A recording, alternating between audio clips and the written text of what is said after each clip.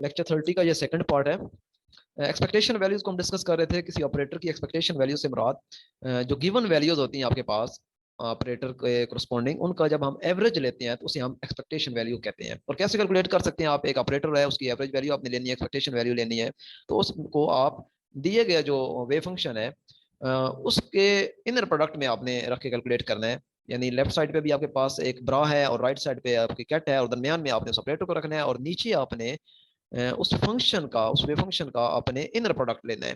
और याद रखें कि जो इनर प्रोडक्ट होता है, अगर तो वे फंक्शन आपका नॉर्मलाइज्ड है तो फिर उसका इनर प्रोडक्ट अपने आप के साथ वन होता है, यानी साई इंटू साई जो इनर प्रोडक्ट है ये हमें वन देता है। लेकिन अगर आपका वे फंक्शन नॉर्मलाइज नहीं है तो फिर जब आप साई का साई के साथ इनर प्रोडक्ट लेंगे तो आपको वन नहीं मिलेगा, बल्कि कोई नंबर मिलेगा, अल्फा बीटा गैमा कुछ भी, वन टू थ्री कोई नंबर हो सकता है वन के अलावा, सॉरी। तो इसके अलावा आप एक्सपेक्टेशन वैल्यू या एवरेज वैल्यू को प्रोबेबिलिटी की फॉर्म में भी लिख सकते हैं, sigma N A N P N. ये सिग्मा इसलिए लगाया है क्योंकि हम शुरू में इसकी डेफिनेशन में क्या चुके हैं कि हमारे पास डिफरेंट वैल्यूज होती हैं जिनका हमने एवरेज लेना होता है। तो ये वही different energy values, eigen values हैं, और डिफरेंट आपके पास प्रोबेबिलिटीज हैं। तो इनको आप इस तरह समेशन की फॉर्म में भी ऑपरेटर की एवरेज वैल्यू कैलकुलेट कर सकते हैं। दो आपके पास मेथड है। जिस तरह के आपके पास अगर प्रोबेबिलिटी दी हुई है तो फिर एवरेज वैल्यू आप इस फार्मूले से निकालेंगे, अगर आपके पास वे फंक्शन दिया हुआ है तो फिर आप ये वे फंक्शन वाली मेथड से निकाल लेंगे। इसके बाद कुछ कम्यूटेटर की बड़ी ज़बरदस्त प्रॉपर्टीज हैं कि अगर आपके पास ए बी ऑपरेटर है और उनका आपने कम्यूटेटर लिया हुआ है तो वो ए बी माइनस बी एक इक्वल होता है, जो कि बड़ा फेमस है और तकरीबन सभी को याद होता है। अब यहाँ पे तीन बातें आपने याद रखनी है कि ए बी जो है वो कंपेटिबल होता है कब? जब उनका जो कम्यूटेटर है वो इक्वल टू जीरो आ जाए। इसी तरह आपका जो दोनों ऑपरेटर हैं ए बी वो कंपेटिबल होंगे अगर दोनों ऑपरेटर क्या करें? कम्यूट करें। ऑफ कोर्स जो कम्यूटेटर जीरो होता है वो जीरो ही तब होता है जब ए और बी कम्यूट करते हैं। लिहाजा ये दूसरे वाला पॉइंट सिर्फ आपको सिखाने के लिए मैंने लिखा है, अदरवाइज इसमें कोई नई बात नहीं है, क्योंकि कम्यूटेटर वो ही जीरो देता है आपको आंसर जिसके अंदर दिए गए ऑपरेटर कम्यूट करते हैं। तीसरी जो चीज़ है वो थोड़ी डिफरेंट है कि अगर आपके पास दो ऑपरेटर हैं और वो कंपेटिबल हैं तो इसका मतलब ये है कि उनको आप साइमल्टेनियसली मेजर कर सकते हैं। ये भी याद रखें। यानी कम्यूटेटर अगर इक्वल टू जीरो है तो इसका मतलब है वो ऑपरेटर कंपेटिबल हैं और उन दोनों को आप साइमल्टेनियसली मेजर कर सकते हैं, और वो दोनों ऑपरेटर कम्यूट भी करते हैं। ये बातें याद रख लेनी है लाजमी। ये अनसर्टेनिटी प्रिंसिपल दोबारा आगे ऊपर भी हमने पढ़ लिया था। और delta A delta B is greater than equal to one by two mod of average value of commutator A B. तो यहाँ पे आप कुछ रियल ऑपरेटर लगा दिए हैं। ए बी जो थे वो तो जर्नल थे, लेकिन यहाँ पे रियल लगा दिए, एल एक्स और एल वाई लगा दिए हैं। तो अंदर जो है वो आपने कम्यूटेटर में भी एल एक्स और एल वाई पुट करना है। तो एल एक्स और एल वाई का जो कम्यूटेटर होता है वो हमें देता है iota H cut L G. यानी इसमें देखना एक साइक्लिक तरतीब है, ये चीज़ों को समझा करें। एल एक्स एल वाई ये एक साइक्लिक तरतीब है, यानी एक्स से वाई और वाई से आगे जी होना है। इसी तरह अगर दिया हो एल वाई आगे हो एल जी तो आपका आंसर आएगा iota H cut L x. तो इस तरह एक साइक्लिक तरतीब में आपने रखना है इसको।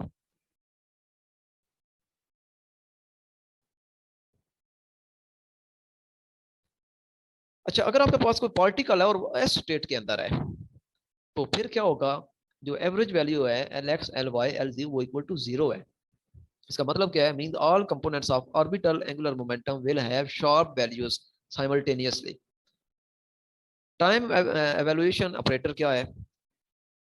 It help us to examine how quantum states evolve in time. यानी आपके पास जो कोई क्वांटम स्टेट है वो टाइम के साथ उसके अंदर क्या वेरिएशन आ रही है, कैसे उसके अंदर चेंजिंग आ रही है, वो हम कैसे फाइंड कर सकते हैं? टाइम एवोल्यूशन ऑपरेटर की मदद से। टाइम एवोल्यूशन ऑपरेटर को हम रिप्रेजेंट करते हैं you bracket T comma T not से। अब सपोज आपके पास एक स्टेट थी जो कि initially Sai bracket T not है। आप उसको देखना चाहते हैं कुछ थोड़े टाइम के बाद कि वो किस हालत में है, टाइम के साथ वो कैसे इवॉल्व हो रही है। तो आप उस पर टाइम एवोल्यूशन ऑपरेटर अप्लाई करेंगे U T comma T not Sai T not, तो आपको क्या मिल जाएगा? आपको एक नई स्टेट मिल जाएगी जो कि बताएगी कि अब इस वक्त आपका जो वेव फंक्शन है वो एवॉल्व करके इस हालत में आ चुका है, साई ऑफ टी। कैट की फॉर्म में आपने लिखना है। तो ये टाइम एवोल्यूशन ऑपरेटर आपको बताता है कि कोई जो स्टेट वेक्टर है वो टाइम के साथ उसमें क्या जो है वो चेंजिंग आ रही है।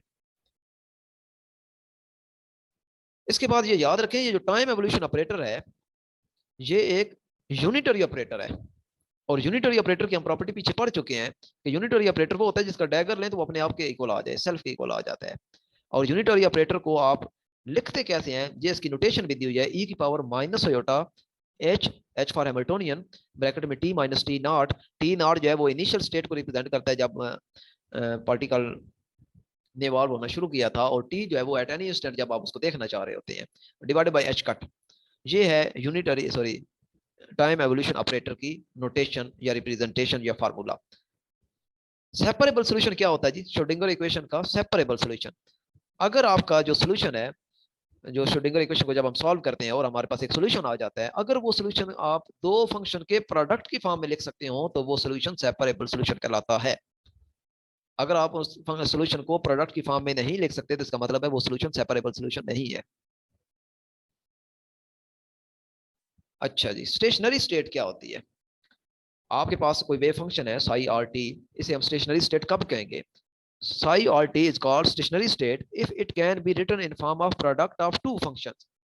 यानी एक स्टेट को अगर आप प्रोडक्ट ऑफ टू फंक्शन की फॉर्म में लिख सकते हो तो वो स्टेट, वो जो आपकी स्टेट होती है वो स्टेशनरी स्टेट कहलाती है।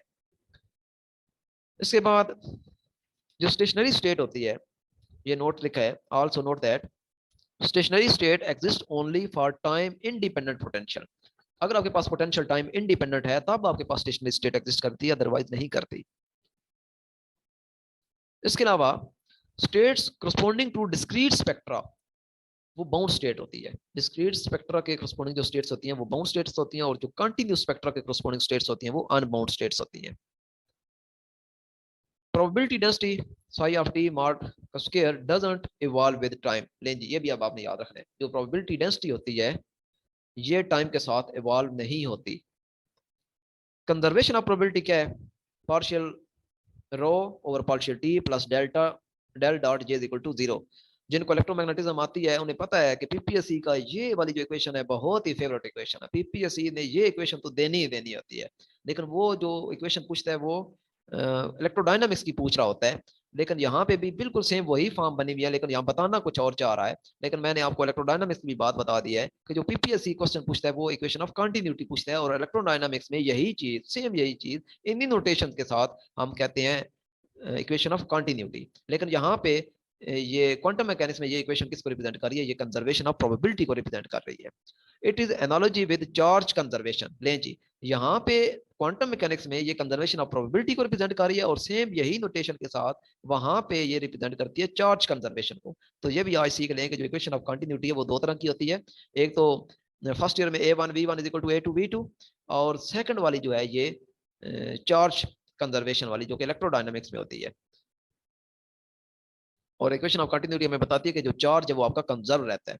ये भी याद रख लें, हो सकता है अगली दफा पीपीएससी ये क्वेश्चन पूछ ले कि in electrodynamics equation of continuity tell us, तो याद रखना है कि ये हमें चार्ज कंजर्वेशन के बारे में बताता है, और क्वांटम मैकेनिक्स में हमें ये कंजर्वेशन ऑफ प्रोबेबिलिटी के बारे में बताता है।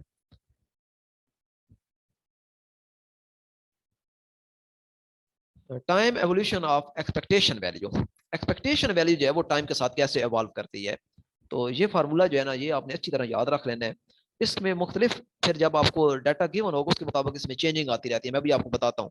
फार्मूला है हमारे पास D over D T, expectation value of A is equal to 1 over iota H cut, average value of commutator of A comma H, H for Hamiltonian, plus यहाँ पे अब याद रखना क्वांटम मैकेनिक्स में जहाँ पे भी ये कैपिटल एच आएगा ये हैमिल्टोनियन आएगा, हाइड्रोजन नहीं होगा, plus average value of partial A over partial T. ये है आपके पास time evolution of expectation value find करने का जनरल फार्मूला। अब फर्ज करें वो कहता है कि ये एक याद रखें कि बाकी आप देख सकते हैं सारी टर्म्स ए वाली हैं, यानी अगर आपका ऑपरेटर ए है तो सब जगह ए ही आया हुआ है। लेकिन ये जो दूसरा नंबर है कम्यूटेटर के अंदर, ये आपने हर ए के साथ एच ही रखना है। चाहे आपने एक्स की यानी पोजीशन की देखनी है कि वो टाइम के साथ कैसे इवॉल्व हो रहा है तो आपने एक्स के साथ एच ही लगाना है। मोमेंटम देखना है तो भी आपने पी के साथ एच ही लगाना है, और आगे जो डेरिवेटिव लेना है वो भी पार्शियल बाय पार्शियल टी ही लेना है। ये कुछ चीजें जो आपने कंजर्व रखनी है, बाकी ए ही चेंज होगा। अच्छा, अब अगर वो कह देता है कि ए और एच कम्यूट करते हैं, तो हमें पता है कि जब ए और एच कम्यूट करते हैं तो हमारा कम्यूटेटर पूरा जीरो हो जाता है। इसका मतलब पहली टर्म तो आपकी गई, जीरो हो गई। और अगर वो साथ ये भी कह देता है कि जो आपका ऑपरेटर ए है वो टाइम पे डिपेंड ही नहीं करता, टाइम इंडिपेंडेंट है, तो इसका मतलब है दूसरी टर्म भी गई। Partial A by partial T zero हो गया। इसका मतलब ये हुआ कि अगर आप चाहते हैं कि D by D T of expectation value of A zero हो जाए तो दो शर्तें हैं। पहली तो ये कि वो ऑपरेटर एच के साथ कम्यूट करे, और दूसरा वो टाइम इंडिपेंडेंट हो। अगर ये दो प्रॉपर्टी उसके अंदर है तो फिर D over D T of expectation value of A is equal to zero आ जाएगा। जिस चीजें मैंने नीचे वर्डिंग में भी एक्सप्लेन की हुई है।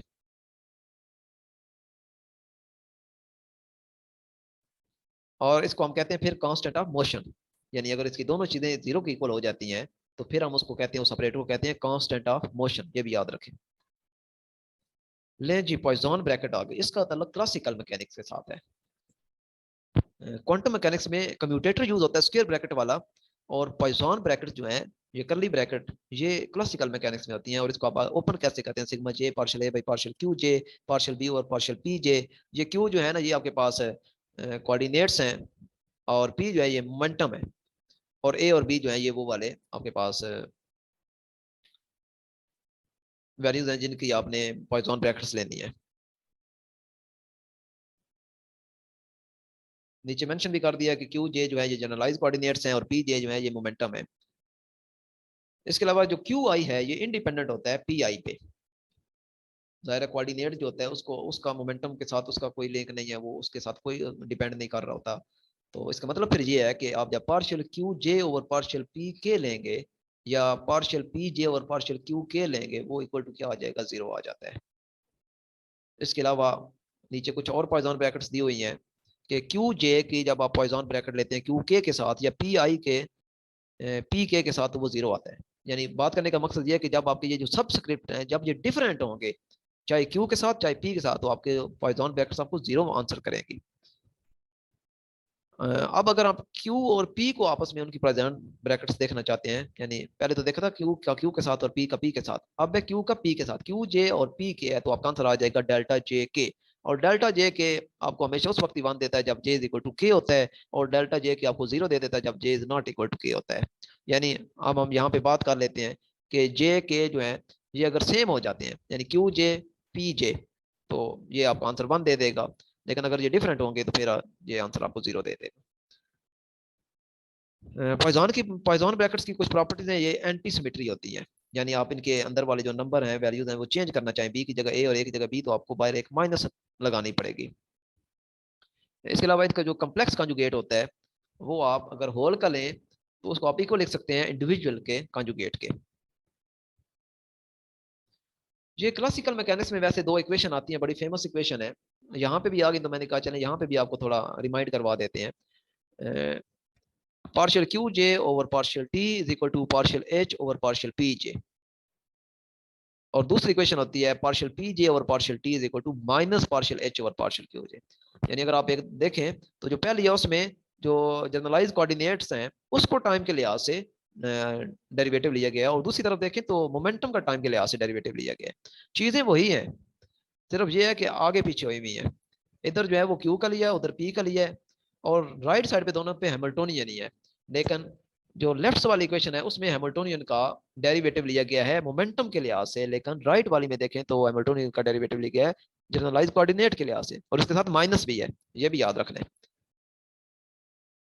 Note poison bracket of any pair of classical variables can be obtained from commutator. ये बड़ी इंटरेस्टिंग बात है और याद रखनी है आपने कि अगर आपके पास कम्यूटेटर दिया हुआ है तो आप उससे पॉइजन ब्रैकेट हासिल कर सकते हैं। कैसे? उस कम्यूटेटर को आयोटा एच कट से डिवाइड करते हैं। अब बात समझिए, यहाँ पे बड़ी टेक्निकल बात बताने जा रहा हूँ। कम्यूटेटर दिया हुआ है तो उससे आप पॉइजन ब्रैकेट हासिल कर सकते हैं। कैसे? उस कम्यूटेटर को आयोटा एच कट से डिवाइड करते हैं, ठीक है। लेकिन अगर आपके पास पॉइजन ब्रैकेट्स दी हुई हैं तो आप ये नहीं कह सकते कि अच्छा ठीक है इनको आयोटा एच कट से मल्टीप्लाई कर देते हैं तो हमें कम्यूटेटर मिल जाएगा। ये ऐसा नहीं है, ये सिर्फ एक साइड से ट्रू है, यानी लेफ्ट साइड से राइट साइड आप जा सकते हैं, राइट से आप लेफ्ट नहीं आ सकते। कम्यूटेटर को आयोटा एच कट से डिवाइड करेंगे तो आप क्लासिकल में चले जाएंगे, लेकिन क्लासिकल को आप वो पाइथन ब्रैकेट्स को आयोटा एच कट को मल्टीप्लाई करने से आप दोबारा कम्यूटेटर में नहीं आ सकते। ये याद रखना है। कम्यूटेटर दिया हुआ है तो पाइथन ब्रैकेट में जा सकते हैं, पाइथन ब्रैकेट दी हुई है तो कम्यूटेटर में नहीं आ सकते। एरनफेस्ट थ्योरम जी, एरनफेस्ट थ्योरम, ये दो इक्वेशन है जो आपने याद रखनी है, ये बिल्कुल बॉटम पे दी हुई है। एक तो है डी बाई डी टी, आगे expectation value of are is equal to one over M expectation value of T, और दूसरी है D over D T expectation value of P is equal to minus expectation value of del V of R T. यहाँ पे we potential है जो कि function है are का और टाइम का। अच्छा, ये आपने याद अगर रखना है तो बड़ा आसान तरीका है। क्लासिकल में जिस तरह आप याद रखने हैं D R by D T यानी D x by D T क्या होता है, वेलोसिटी होती है। तो पी और एम भी तो वेलोसिटी होता है, क्योंकि पी इक्वल टू एम भी होता है, तो वहां से भी निकालें तो क्या होता है पी ओवर एम। तो अगर आप ये नहीं याद रख सकते तो आप कम अज कम वही चीज माइंड में रखें कि जिस तरह d x by D t is equal to velocity होता है, और वेलोसिटी को आप लिख सकते हैं पी ओवर एम की फॉर्म में, बिल्कुल ये वही चीज है। D over D T of are is equal to expectation value of p over m. इसी तरह जब आप मोमेंटम का लेते हैं तो आपके पास क्या आता है, rate of change of momentum क्या होता है, फ्लाइट फोर्स होता है। और फोर्स को आप क्या लिखते हैं एम ए, और ए को क्या लिखते हैं D square x by D T square. तो यहाँ पे जो डेल है, ये जब मैकेनिक्स हमने पढ़ी थी तो उसमें हमने देखा था ये डेल आपका किसको रिप्रेजेंट करता है, partial by partial, sorry partial by partial x को।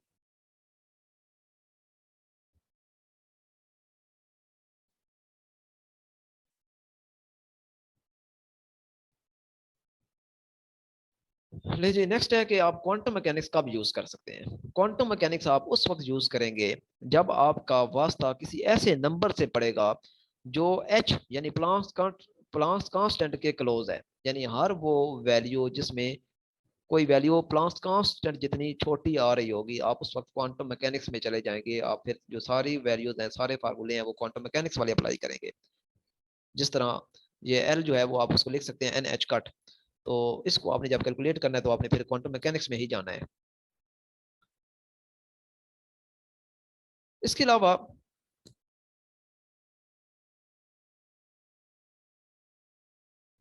Quantum mechanics is similar to classical mechanics.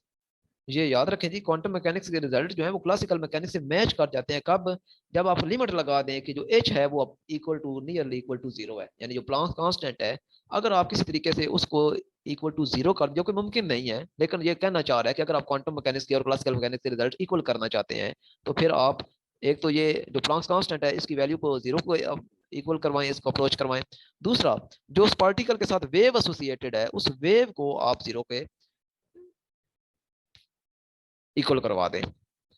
Particle की वेव नहीं, सॉरी, जिस जिस भी वेव की बात कर रहे हैं उस वेव की वेवलेंथ जो है वो इक्वल टू जीरो होनी चाहिए या अप्रोचेस टू जीरो होनी चाहिए। इसकी वजह क्या है, क्योंकि हम देख चुके हैं कि जो डी ब्रॉगली इक्वेशन हमारे पास lambda is equal to H over P, वो जब हम मटेरियल पार्टिकल के यूज करते हैं, मसलन एक 1 ग्राम कोई ऑब्जेक्ट उसके लिए सिर्फ यूज करते हैं, तो आपके पास जो वेवलेंथ आती है वो बहुत स्मॉलर आती है। तभी तो हम कहते हैं कि हम चल रहे होते हैं और हमारे साथ डी ब्रॉगली कहते हैं हमारे साथ भी वेव एसोसिएट, लेकिन हम उसकी वेवलेंथ मेजर नहीं कर सकते, वो इतनी स्मॉल होती है। यानी आप कह सकते हैं कि लैम्डा अप्रोचेस टू जीरो है। तो इसी तरह क्वांटम मैकेनिक्स को अगर आप चाहते हैं क्लासिकल मैकेनिक्स से मैच कर जाए तो फिर आप वो जो वेव लेंथ है उसको अप्रोच करवा दें जीरो से, तो फिर उसके रिजल्ट जो है वो क्लासिकल मैकेनिक्स से मैच कर जाए। तीसरा एक और होता है कि लार्ज क्वांटम नंबर पे क्वांटम मैकेनिक्स और क्लासिकल मैकेनिक्स जो रिजल्ट है उनके मैच कर जाते हैं। प्लेन वेव को हम रिप्रेजेंट करते हैं psi of x is equal to e power iota k x. आपका जब इलेक्ट्रॉन फ्री पार्टिकल के तौर पे बिहेव करता है, फ्रीली मूव कर रहा होता है, किसी पोटेंशियल में नहीं होता, तो वो बतौर प्लेन वेव ही होता है। उस वक्त उसका जो वेव फंक्शन होता है वो यही होता है, psi of x is equal to e power iota k x. ये मुझे वैसे ही याद आ गया, मैंने बता दिया, यहाँ पे लिखा हुआ नहीं है। ये स्पीड जो कि शुरू में भी बताई थी, क्लासिकल स्पीड जो है वो ट्वाइस होती है वेव की स्पीड से। V classical is equal to twice of v wave, यानी वेव की जो स्पीड है उसके डबल होती है क्लासिकल। इसके बाद ये कुछ और टर्म्स थी। हैमिल्टोनियन को आप लिख सकते हैं h cut omega into n plus one by two. N जो है इसको आप लिखते हैं, ये नंबर ऑपरेटर होता है, इसको आप लिख सकते हैं N is equal to A dagger A. अब ये ए डैगर क्या है, ये लोअरिंग और रेजिंग ऑपरेटर है। ए डैगर जो है, सॉरी, जो ए है वो लोअरिंग और ए डैगर जो है वो रेजिंग। लोअरिंग का दूसरा नाम है एनिहिलेशन और रेजिंग का दूसरा नाम है क्रिएशन। तो ये ऑपरेटर के नाम याद रखें, इनका काम क्या है। एक तो इनका कम्यूटेटर याद रखें कि जब इन दोनों का आप ऑपरेटर कम्यूटेटर लेते हैं ए का और ए डैगर का, तो ये इक्वल टू वन आ जाता है। और नीचे अब इनका काम है, ये जो लोअरिंग और रेजिंग ऑपरेटर हैं इनके नाम लोअरिंग और रेजिंग इसलिए रखें। आप देखें क्या करते हैं, ये लोअरिंग वाला क्या कर रहा है, जब आप किसी स्टेट एन पे अप्लाई करते हैं तो जो नंबर दिया वो नंबर के रूट के साथ बाहर आ जाता है और उसमें से एक नंबर कम हो जाता है। और ए डैगर जब आप किसी नंबर पे अप्लाई करते हैं स्टेट पे, तो वो नंबर एक प्लस होके बाहर आपको मिलता है इसके रूट के साथ, और एक उस स्टेट में उसमें एक ऐड हो जाता है। इसलिए ए को कहते हैं लोअरिंग, वो एक कम कर देता है स्टेट में से, और ए डैगर को कहते हैं रेजिंग, क्योंकि वो एक बढ़ा देता है। याद रखें, एक में सिंपल एन बाहर निकालना है, दूसरे में वन प्लस करके बाहर निकालना है। ये भी डिफरेंस थोड़ा सा याद रखना है आपने। इसके अलावा बड़ा फेमस एक इक्वेशन आ गई है जी, जो कि लास्ट टाइम भी पीपीएससी में इससे रिलेटेड एक क्वेश्चन आया था, वो था ग्राउंड स्टेट एनर्जी का, जीरो पॉइंट एनर्जी। तो जनरल आपके पास एनर्जी का जो फार्मूला है वो है n+1/2 h का ओमेगा। एन की वैल्यू जीरो से लेके आपके पास आप टू वन कोई भी वैल्यू हो सकती है, लेकिन अगर एन की वैल्यू आप जीरो लगा देते हैं तो आपको मिलता है E0 = h का ओमेगा/2, और यही कहलाती है जीरो पॉइंट एनर्जी। ये रिलेशन आपने अच्छी तरह याद रखना है। इसके बाद जो दोबारा वो ऑपरेटर आ गए हैं, लेकिन इनको अब मैंने सबको एक जगह पे इकट्ठा कर दिया ताकि आपके ज़हन में इसका एक इमेज बन जाए कि कैसे इनको तैयार करना है। पहले तो एल एक्स को लिखा है, जो पहले ही बताया था कि जो साइक्लिक तरतीब उसी तरीके से, यानी एल एक्स है तो एक्स से आगे जाए वाई और जी। वाई सिंपल होगा, लेकिन पी के साथ पी जी होगा माइनस। अब ये बदलेंगे, वाई जो है वो पी के साथ चला जाएगा, जी जो है वो शुरू में आ जाएगा, यानी जी पी वाई। और एल वाई जो इसी तरह G P x minus x P z, यानी वाई के बाद जी आता है तो लिहाजा वाई के आगे जी से स्टार्ट ले देना है। इस तरह जो एल जी है तो वही साइक्लिक तरतीब के जी के बाद आपके पास एक्स आता है तो लिहाजा x p y minus y p z. यानी एक साइड पे अगर एक्स आ गया है तो दूसरी साइड पे एक्स नहीं होगा किसी के साथ भी। एक साइड पे वाई आ गया है तो दूसरी साइड पे वाई नहीं होगा, और तीसरी जगह पे अगर लेफ्ट साइड पे जी आ गया है एल जी, तो राइट साइड पे जी का फैक्टर नहीं होगा। आप कम्यूटेटर की बात करें तो एल एक्स एल वाई का कम्यूटेटर लेंगे तो ये भी साइक्लिक चल रहा है, यानी एक्स वाई जी। तो आपको आंसर मिलेगा commutator of l x L y equal to iota h cut l z. इस तरह इसका भी वही साइक्लिक तरतीब वाई जी एक्स, और वही आगे जी एक्स वाई। अब बात करते हैं कि एक्स का जब आप एल एक्स के साथ लेते हैं तो या वाई का एल वाई के साथ या जी का एल जी के साथ, तो ये आपको आंसर जीरो मिलेगा। ये इस तरह की चीज लाजमी याद रख लेनी होती है, यानी एक्स का l x y l y z l z, ये जीरो मिलेगा कम्यूटेटर। लेकिन अगर एक्स का एल वाई के साथ, यानी देखें एक्स वही, ये साइक्लिक तरतीब बहुत मस्त है। एक्स के साथ अब एल वाई, यानी एक्स से आगे वाई आता है तो ये साइक्लिक याद रखना है, एक्स एल वाई, तो आपको मिलेगा अयोटा एच कट जी। वाई एल जी है तो वाई जी, उसके बाद आपको एक्स मिलेगा अयोटा एच कट एक्स, और आखिर पे जी एल एक्स है तो इसको भी साइक्लिक तरतीब में देखें तो जी एक्स वाई, आपको एंड पे वाई मिलेगा। अब पी एक्स का और एल एक्स आपस में देखते हैं कैसे है। P x l x p y l y p z l z, ये तीनों आपको जीरो दे देंगे। और अगर पी एक्स और एल वाई ये भी साइक्लिक तरतीब है, तो देखें जिस तरह उधर एक्स में था ना, एक्स एल वाई, तो क्या मिला था आपको, अयोटा कट और साथ जी मिला था, यानी जो पहली चीज थी एक्स था उसी की फैमिली का मेंबर आगे मिला है। यहाँ पे भी ऐसा ही है कि पी एक्स एल वाई है तो पी एक्स की फैमिली का मेंबर आपको आगे मिलेगा पी जी एक्स वाई जी, पी वाली फैमिली का मेंबर पी जी मिलेगा और साथ अयोटा का। इसी तरह पी वाई एल जी है तो साइक्लिक तरतीब ध्यान में रखनी है, वाई जी आगे एक्स आएगा और पी की फैमिली का आपको मिलेगा पी एक्स, और इसी तरह आगे पी जी एल एक्स का भी। और ये एक्स पी एक्स ये तो बहुत फेमस है ना, ये तो बहुत ज्यादा यूज होता है। X p x is equal to iota h cut x p y जो है, या जी पी जी, ये तीनों जो है अयोटा एच कट के इक्वल होते हैं, और इस तरह x p y y p z या जेड पी एक्स ये इक्वल टू जीरो होते हैं। लेकिन जो जो तो जीरो है वो तो जीरो ही रहते हैं, लेकिन जिनका आंसर अयोटा एच कट की फॉर्म में है उनकी अगर आपने चेंज करनी है पोजीशन, सेकंड वाले को पहले ले आना है, पहले वाले को सेकंड जगह पे ले आना है, तो फिर आपके साथ आएगा माइनस। ये जितने भी अयोटा एच कट हैं वाले, ये सारे के सारे इनके साथ माइनस लग जाएगा अगर आप इनकी ऑर्डर चेंज करते हैं। Generalise formalism of angular momentum, j cross j को आप इक्वल टू लिख सकते हैं iota H cut j vector, और जे स्केयर को आप लिख सकते हैं j x square plus j y square plus j z square. और जे स्केयर का जब आप जे के साथ लेते हैं कम्यूटेटर तो वो इक्वल टू जीरो आ जाता है। ये जर्नलाइज है, इसको आप यूं भी लिख सकते हैं L square comma L x, वो इक्वल टू जीरो आ जाएगा। इसी तरह एल स्केयर एल वाई वो भी जीरो आ जाएगा, एल स्केयर एल जी वो भी जीरो आ जाएगा। अब अगर जे स्केयर आप किसी कैट पे अप्लाई करते हैं जिस कैट के अंदर अल्फा और बीटा दो आपके पास नंबर हैं, तो आपको क्या मिलेगा जी, एक तो एच का स्केयर मिलेगा और साथ जो पहले वाला नंबर अल्फा है वो आपको बाहर मिल जाएगा। और जे जी जब आप अप्लाई करते हैं तो आपको सिर्फ एच कट मिलेगा और सेकंड वाला नंबर आपको बाहर बीटा मिलेगा। पॉली मैट्रिक्सेस ये बड़ी फेमस मैट्रिक्सेस हैं, बड़ी सादी सी हैं, ये भी लाजमी देख लीजिएगा, याद रख लीजिएगा। सिग्मा एक्स है 0 1 1 0, सिग्मा वाई है 0 माइनस योटा योटा 0, और सिग्मा जी है 1 0 0 -1। और इनका जब आप स्केयर लेते हैं यानी सिग्मा एक्स का स्केयर, सिग्मा वाई का स्केयर, सिग्मा जी का स्केयर, तो ये आपको क्या मिलता है, आइडेंटिटी मैट्रिक्स मिलती है। आइडेंटिटी मैट्रिक्स आपको पता है ना, 1 0 0 1 होती है। और अगर आप इनका इस तरह प्रोडक्ट लेते हैं यानी सिग्मा जे सिग्मा के प्लस सिग्मा जे, तो फिर आपको आंसर आपको 0 मिलेगा। यानी इसको अगर आप जनरलाइज से हटा के वैसे लिखे तो यूं करें, सिग्मा एक्स सिग्मा के plus sigma y sigma x, पहले में सिग्मा एक्स सिग्मा वाई, दूसरे में सिग्मा वाई सिग्मा एक्स, तो आंसर आपके पास 0 आ जाएगा। आप इसको मल्टीप्लाई करके कैलकुलेट भी कर सकते हैं, तो मुश्किल काम नहीं है। और नेक्स्ट है कि जब आप इनका एंटी कम्यूटेशन लेना चाहते हैं सिग्मा जे सिग्मा के, तो ये आपको मिलेगा 2i डेल्टा जे के, और डेल्टा जे की वही प्रॉपर्टी है कि जब जे और के इक्वल होंगे तो 1 मिलेगा, और जे और के अगर डिफरेंट है तो 0 मिलेगा। मतलब बात करने का मकसद ये है कि अगर सिग्मा एक्स के साथ आप एंटी कम्यूटेशन लेते हैं तो आपको 2i मिलेगा, लेकिन अगर आप सिग्मा एक्स का सिग्मा वाई के साथ लेंगे तो फिर आपको 0 मिल जाएगा। ये तो एंटी कम्यूटेशन की बात है। अब कम्यूटेशन की अगर हम बात करें, कम्यूटेटर की बात करें, तो क्या करता है ये, तो सिग्मा जे का सिग्मा के साथ आप जब कम्यूटेटर लेते हैं तो आपको मिलता है 2 i, आगे ये एप्सिलॉन जे क्या, जिसे लेविसिविटस टेंसर कहते हैं ये, और साथ सिग्मा एल जे के एल, यानी अंदर जे के है तो बाहर आपको एल मिलेगा। यानी दूसरे लफ्जों में हम कह सकते हैं कि अंदर अगर एक्स वाई है तो बाहर आपको एल मिलेगा। लेकिन ये साइक्लिक तरतीब याद रखनी है यहाँ पे, फिर मैं बता दूं, एक्स वाई है तो एल मिलेगा, अगर एक्स वाई की बजाय वाई एक्स है तो फिर साथ एक माइनस अपीयर होगा। ये याद रखने, चीजों के ऑर्डर को लाजमी समझा करें। अब ये लेविसविटा जो सिंबल है इसकी आगे डेफिनेशन दी हुई है कि ये क्या करता है जी, ये 3 वैल्यूज आपको देता है। 1 देता है कब, जब आपका ये जो जे के एल है ये इवन परम्यूटेशन हो, यानी एक्स वाई जी। और -1 कब देता है, जब जे के एल जो है ये ऑड परम्यूटेशन में हो। इवन परम्यूटेशन का मतलब है कि अगर ये तरतीब में हो, यानी एक्स वाई जी या वाई जी एक्स या जी एक्स वाई, यानी जो एक साइक्लिक तरतीब बनती है वो जो सर्कल लगा के मैंने पीछे भी बताया हुआ था, अगर उस तरतीब में हो तो फिर तो 1 मिलेगा।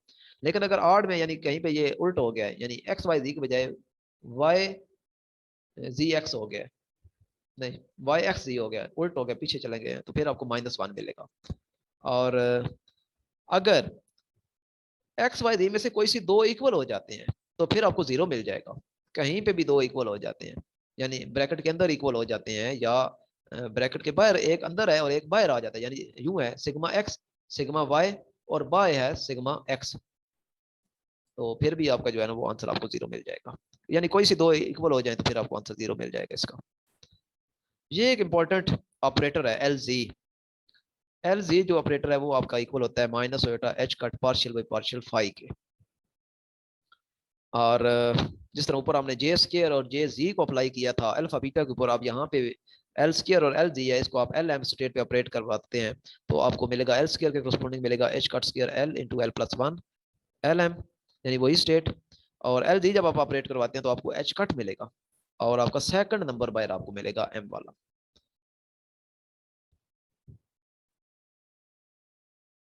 लास्ट पेज है जी। स्टेशनरी स्टेट्स को प्रॉब्लम को स्टडी करने के लिए हमारे पास 3 अप्रोक्सीमेशन होती हैं, परटर्बेशन थ्योरी होता है, वेरिएशनल मेथड होता है, डब्ल्यू के बी मेथड होता है, और ये तीनों के तीनों वैलिड होते हैं स्टेशनरी स्टेट के लिए और टाइम इंडिपेंडेंट हैमिल्टोनियन के लिए। कंडीशन याद रखनी है। Perturbation theory is based on assumption that the problem we want to solve is slightly different from a problem that can be solved exactly। यानी ये आप उस वक्त लगाते हैं जब आपके पास एक ऐसा प्रॉब्लम मौजूद हो जिसका आप एग्जैक्ट सोल्यूशन निकाल सकते हैं, और वो दोनों के दरमियान स्लाइटली डिफरेंस हो। इसको मैं आप यूं समझा सकता हूँ कि आपको 64 का जो है इसके रूट पता होता है कि वो 8 होता है, लेकिन आपके पास एक नंबर आ गया जो 65 है और उसका स्क्वायर रूट आप फाइंड करना चाहते हैं। तो अब चूंकि आपके पास एक नंबर 64 का स्क्वायर रूट चूंकि एग्जैक्ट पता है कि 8 होता है, लिहाजा आप 65 को भी अप्रोक्सीमेट लगा के उसका आंसर निकाल सकते हैं। ये परटर्बेशन थ्योरी बिल्कुल ऐसे ही है, एक एग्जैक्ट सिस्टम आपके पास होता है जिसका सोल्यूशन आपको पता होता है, एक उससे बिल्कुल स्लाइटली मिलता जुलता आपके पास सिस्टम होता है जिसकी आपने वैल्यूज फाइंड आउट करनी होती है, तो आपने वहां पे ये परटर्बेशन थ्योरी अप्लाई करनी होती है। इसमें हम क्या करते हैं, जो हैमिल्टोनियन इसको हम स्प्लिट कर देते हैं 2 हैमिल्टोनियन में, एक एच नॉट पे और एक एच पी। एच नॉट जो है ये एग्जैक्ट हैमिल्टोनियन होता है, और ये वेरी और जो एच पी है ये वेरी स्मॉल होता है as compare to h naught, और ये परटर्ड पार्ट होता है, साथ पी का मतलब यही है परटर्ड पार्ट है, और एच ओ जो है ये अनपर्टर्ड पार्ट है, और ये वो ऑपरेटर है हैमिल्टोनियन ऑपरेटर है जो कि एग्जैक्ट आपके पास मौजूद है। दो system for which Hamiltonian can not be splitted, यानी ऐसे सिस्टम जिसके लिए आप हैमिल्टोनियन को ब्रेक नहीं कर पाते, उस पे आप वेरिएशनल सॉरी ये परटर्बेशन थ्योरी आप यूज नहीं कर सकते, बल्कि फिर आपको वेरिएशनल या W K B method use करना पड़ता है। Variational principle use to calculate energy of ground state and first few excited state के लिए ये यूजफुल होता है। ग्राउंड स्टेट की एनर्जी आप फाइंड कर सकते हैं और फर्स्ट फ्यू एक्साइटेड स्टेट की एनर्जी फाइंड कर सकते हैं वेरिएशन प्रिंसिपल से। W K B method valid only for the system for which classical limit is valid, यानी क्लासिकल लिमिट वाले जो आपके पास सिस्टम्स होते हैं उनके लिए आप W K B method use कर सकते हैं।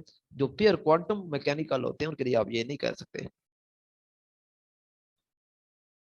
It is useful to find eigen values and wave function, eigen value find कर सकते हैं, वेव फंक्शन फाइंड कर सकते हैं डब्ल्यू के भी मेथड से। वेरिएशन प्रिंसिपल जो है इसका दूसरा नाम है रेले रेट्स मेथड, और ये यूजफुल है to determine upper bound values. एक दो बातें ऊपर कही थी कि ग्राउंड स्टेट और फर्स्ट फ्यू एक्साइटेड स्टेट के लिए यूज होता है, इसके लिए भी ये भी याद रखना है, अपर बाउंड स्टेट के लिए भी यूजफुल होता है। W K B method is valid for slowly varying potential, slowly varying potential होगा तो W K B method use होगा। अगर ज्यादा उसमें पोटेंशियल की वैल्यू चेंज हो रही है तो फिर आपका ये मेथड यूजफुल नहीं होगा। Also called semi classical approximation, variational का नाम है रेले रेट्स और डब्ल्यू के भी मेथड का दूसरा नाम है सेमी क्लासिकल अप्रॉक्सीमेशन। ले जी, ये था आज का आपका total quantum mechanics. Schrodinger equation का भी सुन लें जी जाते जाते। श्रोडिंगर इक्वेशन जो है उसको आप रिलेटिविस्टिक वेरिएंट जो होता है उसका, उसको हम कहते हैं clean Jordan equation. Relativistic variant of Schrodinger equation जो कि एच साइज इक्वल टू ई साई होता है नॉर्मली, इसका अगर रिलेटिविस्टिक वेरिएंट आप देखना चाहते हैं तो उसका नाम होता है क्लीन जॉर्डन इक्वेशन, तो ये याद रख लें। एनर्जी का ऑपरेटर जो है वो इक्वल होता है iota H cut partial by partial T. Minus का मुझे कंफर्म नहीं है कि साथ माइनस है या नहीं है, तो ये याद रख लें एनर्जी का ऑपरेटर जो है वो इक्वल होता है, आई थिंक माइनस है, minus iota H cut partial by partial t. जिस तरह वो मोमेंटम का है ना minus iota H cut partial by partial x, बिल्कुल इस तरह एनर्जी का ऑपरेटर है is equal to minus iota H cut partial by partial t. बहरहाल माइनस का मैं फिर कह दूं कि मुझे कंफर्म नहीं है, आप कंफर्म कर सकते हैं कि माइनस एनर्जी में आता है या नहीं आता। मोमेंटम ऑपरेटर में तो माइनस आता है, लेकिन यहाँ पे मुझे कंफर्म नहीं है। तो ये जो तीन चार ऑपरेटर हैं ये लाजमी याद रखना। एक तो position operator sorry momentum operator minus iota H cut partial by partial T, energy operator iota H cut partial by partial T, sorry position में मोमेंटम में भी मैं पार्शियल बाय पार्शियल टी के आ गया हूँ। Iota H cut partial by partial x है, energy में iota H cut partial by partial T है, और एक वो L G iota H cut partial by partial five. ये तीन ऑपरेटर जो है ना ये लाजमी याद रखना, छोटा सा न्यूमेरिकल दे के आपसे वो वैल्यू कैलकुलेट करवा सकता है। तो ये था जी आज का सारी क्वांटम मैकेनिक्स जो कि हमने डिस्कस की। आई डोंट नो कि आपको ये सेशन कैसा लगा, आई होप कि आपको पसंद आया होगा, काफ़ी चीज़ें आपने सीखी होंगी। तो मजीद अगर कोई क्वेश्चन है तो वो आप टेक्स्ट कर दीजिएगा।